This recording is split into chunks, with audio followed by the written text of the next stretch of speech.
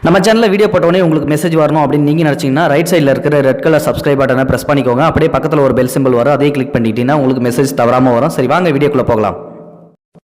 வணக்கம் நண்பர்களே, இது ஒரு முக்கியமான பதிவு. இந்த பதிவை அனைவருமே அவசியம் கேட்க வேண்டும். அதுவும் இந்த வீடியோவை முழுமையாக பாருங்க. கதவை தரங்கம்மா, கதவை தரங்க. நானும் ரொம்ப நேரமா கதவை தட்டிக்கிட்டே இருக்கேன். கதவை எப்பதான் திறப்பீங்க? இதோ வந்துட்டேன், இருமா. கதவை தரங்க, நான் என்ன பண்ணிட்டு இருக்கேன், எனக்கே வந்து வெறுப்பாவது, ரொம்ப நேரமா நிக்கிறேன், இருமா ஒரு நிமிஷம், சமயக்கட்டில் இருந்தேன், வந்துடுறேன் இரேன் அப்படின்னு சொல்லிட்டு அம்மா வந்து கதவை திறக்கிறாங்க. என்னமாச்சு, என்னாச்சு, ஏன் திடுதுப்புன்னு வந்திருக்க, அதுவும் பெட்டி பிடிக்கோட வந்திருக்க, ஏன் அப்படின்னு சொல்லிட்டு அம்மா வந்து பொண்ணை பார்த்து கேட்க, அதுக்கு பொண்ணு என்ன சொல்றா அப்படின்னா, எனக்கு வந்து இனிமேல்ட்டு அவன் கூட இருக்கிறதுக்கு விருப்பம் இல்லை, நான் இனிமேல்ட்டு அவன் கூட வாழவும் மாட்டேன், இதோட சரி, அவன்லாம் மோசமானவன், நான் என்னாலாம் வாழ முடியாது, போதும் போதும் அவன் கூட குடும்பம் நடத்தலாம், இதுக்கப்புறம் என்னால் வாழ முடியாது அப்படிங்கும்போது, இங்கே வா நந்தினி, உள்ள வா, முதல்ல நீ வந்து உட்காரு, முதல்ல என்னாச்சு நடந்தது சொல்லு, முதல்ல இந்த நேரத்துக்கு வந்திருக்க, மணி 7 ஆகுது, இந்த நேரத்தில் வந்து மாப்பிள்ளை இல்லாமல் வந்திருக்கேன்னா ஏதோ சண்டை தான், என்ன சண்டை, என்னாச்சு சொல்லு அப்படிங்கும்போது, ஒன்றும் இல்லைம்மா, அந்த ஆள் ஆஃபீஸ் போயிட்டு ஒரு 6 மணி வாக்கில் வந்தார், வந்த உடனே நான் என்ன எதுன்னு சொல்லிட்டு வந்து கேட்டேன், அதுவும் இல்லை, மல்லிகைப்பூவும் அல்வாவும் வாங்கிட்டு வந்தீங்களா அப்படின்னு சொல்லிட்டு வந்து கேட்டேன். அதுக்கு அந்தாலும் நான் இருக்கிற டென்ஷன்லாம் இல்லை, நீ வேற வந்து தொலை பண்ணிட்டீங்க அப்படின்னு சொல்லி கேட்டாரு. சரின்னு சொல்லிட்டு நான் அதோட விட்டுட்டேன். காஃபி வேணுமா டிவி வேணுமான்னு சொல்லிட்டு கேட்டுக்கிட்டு இருந்தேன். அப்போ அதுக்கு அந்தாலும் காஃபியை பிடிச்சி மூஞ்சில ஊற்றிடும் அப்படி இப்படின்னு சொல்லிட்டு என்னை திட்ட ஆரம்பிச்சிட்டாரு. எங்களுக்குள்ள வாக்குவாதம் ரெண்டு சண்டே ஆகி இப்போ நாங்கள் வந்து தனியாக பிரிஞ்சு வந்துட்டேன். இதுக்கப்புறம் வந்து அந்த கூட நான் வாழ மாட்டேன், நான் இனிமேட்டு வந்து டைவர்ஸ் தான் பண்ண போகிறேன், போ, எனக்கெல்லாம் வந்து அவரை பிடிக்கல அப்படி இப்படின்னு சொல்லிட்டு சண்டை போடுறாங்க. இது ஒரு பெரிய விஷயமாமா, என்னாச்சுன்னு சொல்லிட்டு நான் மாப்பிள்ளைகிட்ட கேட்குறேன் அப்படின்னு சொல்லிட்டு உடனே வந்து மாப்பிள்ளைக்கு ஃபோனை போடுறாங்க நந்தினியோட அம்மா.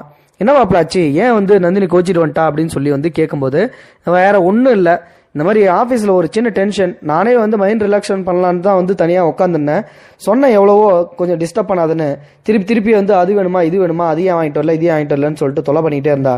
அதனால் கொஞ்சம் திட்டினேன், நீங்கள் பெரிய மனசு பண்ணிடாதீங்க, சாரி ஆண்டி, என்னை வந்து மன்னிச்சிருங்க, நீங்கள் வந்து உங்கள் பொண்ணை நாளைக்கு காலையில் அமுச்சு விடுங்க, இல்லாட்டி நானே வந்து கூட்டிகிட்டு வரேன் அப்படின்னு சொல்கிறாங்க. சரி பரவாயில்ல மாப்பிள்ள, நான் பார்த்துக்கிறேன் அப்படின்னு சொல்லிட்டு ஃபோனை வந்து வச்சிடறாங்க. வச்சதுக்கப்புறம் வந்து பார்த்தீங்கன்னா தன்னுடைய பொண்ணுக்கு வந்து ஒரு நல்ல அறிவுரை சொல்லணும், அப்போ தான் வந்து தன்னுடைய பொண்ணு இந்த மாதிரி மறுபடியும் செய்ய மாட்டா அப்படின்னு சொல்லிட்டு உடனடியாக வந்து கிச்சனுக்கு இங்கே வாமா ஒரு நிமிஷம் அப்படிங்கும்போது, பரவாயில்ல அம்மா நமக்காக காஃபி போட்டு தர போகிறாங்களாட்டுக்கு அப்படின்னு சொல்லிட்டு உள்ளே வந்து கூப்பிட்றாங்களே அப்படின்னு சொல்லிட்டு சமைக்கட்டை உள்ளே போகிறாங்க.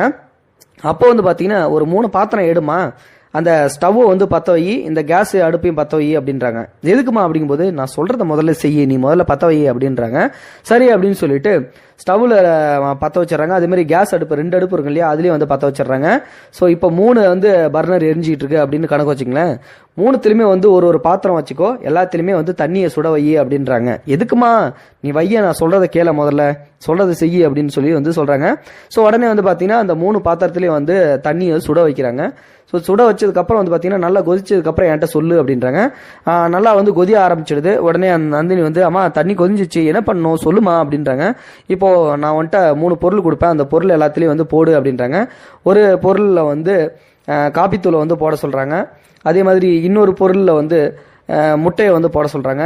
அதே மாதிரி இன்னொரு பொருளில் வந்து கேரட்டை வந்து போட சொல்கிறாங்க. சரின்னு சொல்லிட்டு காப்பித்தூள், முட்டை, கேரட்டு இந்த 3ஐயும் வந்து போட சொல்கிறாங்க. சரி அப்படின்னு சொல்லிட்டு வந்து இந்த 3ஐயும் வந்து போடுறாங்க. போட்டதுக்கு அப்புறம் வந்து பார்த்தீங்கன்னா காப்பித்தூள் அப்படியே கலர் வந்து மாறிடுச்சு. அதே மாதிரி முட்டை இருக்குது பார்த்தீங்களா, அந்த முட்டையும் நல்லா வெந்துருச்சு. அதே மாதிரி கேரட்டும் அப்படியே சாஃப்டாகி அதுவும் வந்து வெந்துருச்சு. இப்போ 3 பொருளையுமே வந்து வெளியில் எடுக்க சொல்கிறாங்க. ஸோ அதில் வந்து பார்த்தீங்கன்னா முட்டையை எடுத்து வைக்கிறாங்க. அதே மாதிரி காஃபி தூள் வந்து எடுத்து வைக்கிறாங்க, அந்த காஃபி கலக்கின தண்ணியை வந்து எடுத்து வைக்கிறாங்க, தூள் கலக்கினது. அதே மாதிரி அந்த கேரட்டையும் வந்து தனியாக வெளியே எடுத்து வச்சிடறாங்க. ஸோ நான் வந்துட்டு வந்து 3 பாத்திரத்துலேயும் வந்து 3 வித்தியாசமான பொருட்களை வந்து கொடுத்தேன். முதல் இதில் வந்து பார்த்தீங்கன்னா காஃபி தூளை கொடுத்தேன். அது என்னாச்சு, அந்த தண்ணியோட போய் கலந்துடுச்சு. அதுக்கப்புறம் அதை பிரிக்க முடியாது. இது காஃபிக்கு உரிய தன்மை. முட்டை போடுறதுக்கு முன்னாடி ரொம்ப கெட்டியாக இருந்தது, அதை உடைச்சா தண்ணி மாதிரி இருந்தது. ஆனால் இப்போ அந்த கெட்டித்தன்மை போய் அந்த ஓட்டை உரிச்சா ரொம்ப சாஃப்டான ஒரு பொருள் கிடைச்சிச்சு. அதே மாதிரி கேரட்டை நம்ம போடும்போது ரொம்ப ஹார்டாக இருந்தது, இப்போ அந்த கேரட்டை தொட்டு பார்த்தா நொடன்னு வந்து சாஃப்ட் ஆயிடுச்சு.